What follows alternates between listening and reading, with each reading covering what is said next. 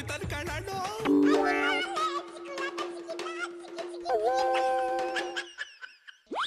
ಅನಾಥ ಮಗುವಾದೆ ನಾನು, ಅಪ್ಪನೂ ಅಮ್ಮನೂ ಇಲ್ಲ, ಅಣ್ಣನೂ ತಮ್ಮನೂ ಇಲ್ಲ. ಲೇ ಸುಮ್ಕಿರ್ಲೆ, ಅವ್ರವ್ರ ನೋವು ಅವ್ರಿಗೆ ಇವ್ನ ಹಾಡು ಹೇಳಕ್ಕೆ ಹೆಂಗೆ ಕುಂತವ್ನಿ. ಅನಾಥ ಮಗುವಾದೆ ನಾನು, ಅಪ್ಪನೂ ಅಮ್ಮನೂ ಇಲ್ಲ, ಅಣ್ಣನೂ ತಮ್ಮನೂ ಇಲ್ಲ.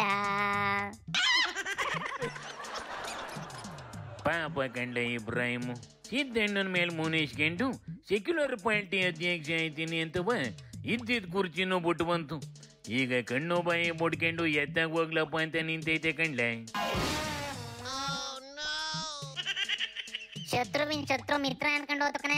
ಆದ್ರೆ ಈಗ ಹಳೆ ಶತ್ರುನೇ ವಾಸಿ ಹೊಸ ಮಿತ್ರನ ಸವಾಸ ಮಾಡಿ ಕೆಟ್ಟಲ್ಲಪ್ಪ ಅಂತ ಕುಣ್ಕೊಂಡೈತೆ ಕಣ. ಈಗ ಮುಂದೇನ್ ಮಾಡ್ತದೆ ಅಂತಲೇ ಕಾಂಗ್ರೆಸ್ ನಾವೇನಾರ ಕರೆದವ ಹೆಂಗ್ಲೆ? ಕಾಂಗ್ರೆಸ್ಗೆ ಬರ್ತೀನಿ ಅಂದ್ರು ಸೇರಿಸ್ಕೊಂಬೇಡಿ, ನೀಯತ್ತಿಲ್ಲ ಮನ್ಸಂಗೆ ಅಂತವ ಒಳಗಿರವೆಲ್ಲವ ರಾಂಗ್ ಆಗಬೇಕನ. ಅದ್ರಲ್ಲೂ ಜಮೀರ್ ಕಡೆ ಅವ್ರು ರೊಚ್ಚಿರ್ತಾವಂತೆ. ಪಾಪ ಕಂಡ್ಲೆ ಕಾಂಗ್ರೆಸ್ ನಾವು ಸೇರಿಸ್ಕೊಳ್ಳೋದಿಲ್ಲ ಅಂದ್ರಿ ಇದು JDS ಅಲ್ಲೇ ಉಳ್ಕಂತದ ಹೆಂಗಂತ್ಲೆ? ಅದನ್ನೇ ಕೇಳೋಣ ತಡಿಯಪ್ಪ. ಏನಪ್ಪ ನಿನ್ ಕತೆ, ಮುಂದೇನ್ ಮಾಡ್ಬೇಕು ಅಂತಿದ್ಯಾ? 16ನೇ ತಾರೀಕಿಗೆ ಒಂದು ಚರ್ಚೆ ಆದ್ಮೇಲೆ ಅವ್ರ ಅಭಿಪ್ರಾಯನ ತಗೊಂಡು ರಾಷ್ಟ್ರೀಯ ಅಧ್ಯಕ್ಷರಿಗೆ ತಲುಪಿಸಿ ಅವರೇನ್ ಹೇಳ್ತಾರೆ ನೋಡಿ, ಆಮೇಲೆ ಮುಂದಿನ ನಿರ್ಧಾರವನ್ನ ಪ್ರಕಟಣೆ ಮಾಡ್ತೀನಿ. ಅಕಸ್ಮಾತ್ ದೊಡ್ಡಗೌಡ್ರು ನಿನ್ನ ಪ್ಯಾಂಟಿ ಬಿಟ್ಟು ಹೋಗ್ಬೇಡ ಅಂದ್ರೆ ಏನ್ ಮಾಡ್ತೀಯಪ್ಪ? ಜನತಾದಳದ ಸಿದ್ಧಾಂತಕ್ಕೆ ಒಪ್ಪಿ ಬಿಜೆಪಿ ಅವ್ರ ಮೈತ್ರಿ ಆಗಿದಾರೋ ಅಥವಾ ಬಿಜೆಪಿ ಅವ್ರ ಸಿದ್ಧಾಂತಕ್ಕೆ ಒಪ್ಪಿ ಇವತ್ತು JDS ಮೈತ್ರಿ ಮಾಡ್ಕೋಬೇಕು. ಇದು ಪ್ರಮುಖವಾದಂತ ಒಂದು ಪ್ರಶ್ನೆ ನಮ್ಮ ಎದುರಿಗಿರ್ತಕ್ಕಂಥದ್ದು. ಯಾವ ಸಿದ್ಧಾಂತ ಯಾರು ಒಪ್ಕೊಂಡ್ರಿಲ್ಲ ಅಣ್ಣ, ಅವು ಆಲ್ರೆಡಿ ಕೂಡಿಕೆ ಮಾಡ್ಕೊಂಡವರಪ್ಪ. ಮದುವೆ ಬಹಿರಂಗ ಆಗಿಲ್ವಲ್ಲ, 4 ಜನ ಹೋಗಿ ತಾಳಿ ಕಟ್ಕೊಂಡು ಬಂದ್ರೆ ಎಲ್ಲರೂ ಹೋಗ್ಬೇಕಾಗಿತ್ತು. ಪ್ರೀ ಅರೇಂಜ್ ಮ್ಯಾರೇಜ್ ಅಲ್ಲ ಇದು.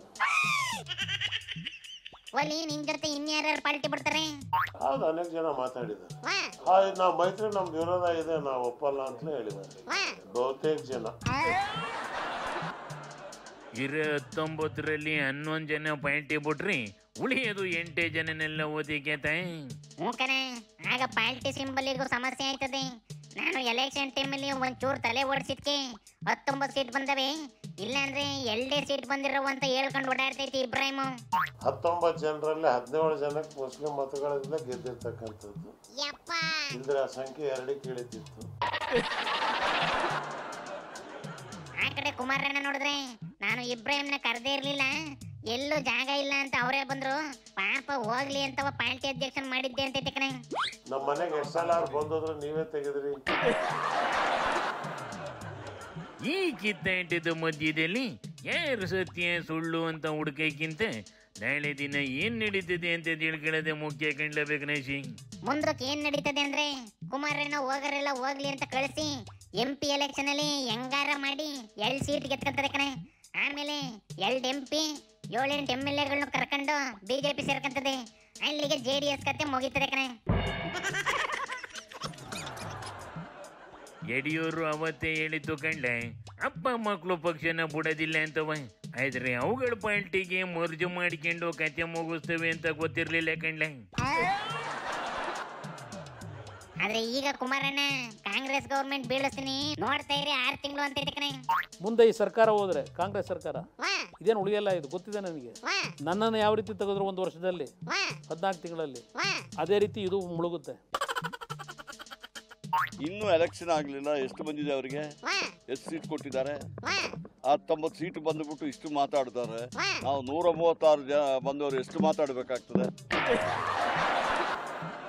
ಈ ತರಕ್ಕೆ ಓವರ್ ಕಾನ್ಫಿಡೆಂಟ್ ಆಯ್ತದಲ್ಲಿ ಒಸಿ ಹಿಂದೆ ಮುಂದೆ ನೋಡ್ಕೊಂಡು ನಡೆಯಕ್ಕಿಲ್ಲ.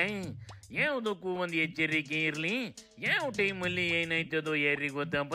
ಶಿವನಿ ಶಂಭುಲಿಂಗ.